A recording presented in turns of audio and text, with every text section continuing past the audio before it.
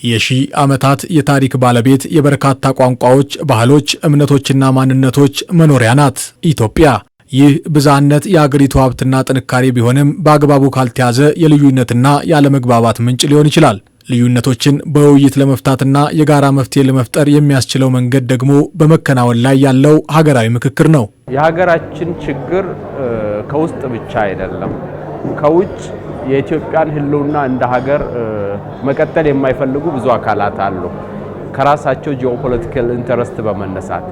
ስለዚህ ለኛ ደግሞ የኢትዮጵያ እንደ ሀገር መቀጠል አማራጭ የሌለው ጉዳይ ነው። አንድ አይነት አስተሳሰብ ሙሉ በሙሉ ሊኖረን አይችልም፣ ግን ኮምፕሮማይዝ ማድረግ እንችላለን። አንድ ነገር ላይ ግን መስማማት አለብን። ኢትዮጵያ እንደ ሀገር መቀጠል አለባት። ኦኬ፣ በዛ ውስጥ ነው ኢንተረስቶቻችን ሊፈጸሙ የሚችሉት ሊሳኩ የሚችሉት። የሀገርን ሕልውና ለማስቀጠል የትኛውንም ጽንፍ የረገጠ ፍላጎትም ሐሳብም ካላቸው ያንን አጠጋግተው ይነጋገራሉ።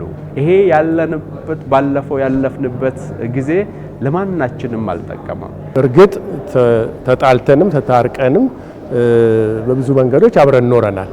ግን እንደው ውስጡን ሁሉም የየራሱ የሆነ ሐሳብና ፈቃድ ያለበት ሁኔታ ውስጥ ነው ያለነው እና የመጠራጠር አንዱን በሌላ መንገድ የማየት ባህሎች ብዙ የዳበሩ ስላሉን በተለይ በቅርብ ዓመታት ውስጥ ይሄ አብሮ ለመኖር ወደፊትም ደግሞ ሀገርን ቀጣይነት ባለው ሁኔታ በተግባባ መንገድ ለማስኬድ ትልቅ ሚና ይኖረዋል ብዬ አስባለሁ። ዜጎች በሕግ ፊት እኩል የሚሆኑበት፣ ተቋማት በአግባቡ የሚመሩበት፣ የፖለቲካ ልዩነቶች በውይይት የሚፈቱበትና የሕዝብ መተማመን የተጠናከረበት ሀገር መገንባት የሚቻለው ጠንካራ ሀገረ መንግስትና ዘላቂ ሰላምን መፍጠር ሲቻል ነው። ይህንን መሰረት ለመገንባት ደግሞ ሁሉን ያሳተፈ ምክክር ወሳኝ ሚና ይጫወታል። ለግጭት መንስኤ የሆኑ ነገሮች ምንድን ናቸው? በቀጣይ እንዴት ይፈቱ እነዚህ ነገሮች? ዘላቂ ሰላምን እንዴት እናረጋግጥ?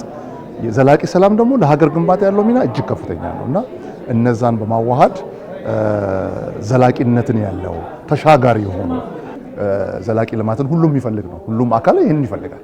ዘላቂ ልማት እናምጣ ካል አንዱ የመጀመሪያ መስማማት ነው።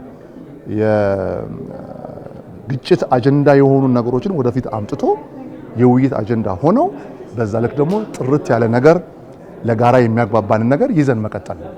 ይሄ ምንድነው? ሞቲቬሽን እምነትን ያሳድጋል። ይሄ ፐብሊክ ትረስት የምንለው የህዝብ አመኔታን ከፍ እያደረገ ይሄዳል።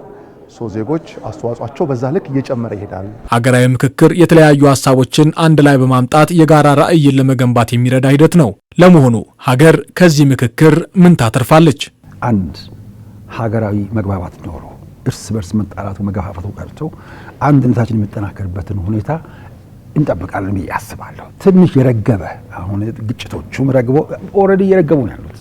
ያ የበለጠ ወደ መሬት ወርዶ ይሄ ህዝባችን ህይወት ላይ አንድ የሚጨበጥ የሚዳሰስ የሚቆጠር የሚታይ የሚለካ ለውጥ እንዲያመጣ ነው የምንጠብቀው። ስለዚህ አንዱ ሀገራዊ መግባባት፣ ሁለተኛው ብዙውን ጊዜ ህዝብና መንግስት ካልተማመኑ በጣም አስቸጋሪ ነው። ስለዚህ በህዝብና በመንግስት መካከል አሁን በምርጫውም አይተናል ጥሩ መተማመን የተፈጠረ ነው ያለው። የበለጠ ደግሞ ተመካክሮ በመንግስትና በህዝብ መካከል እምነት ተፈጥሮ ማየት።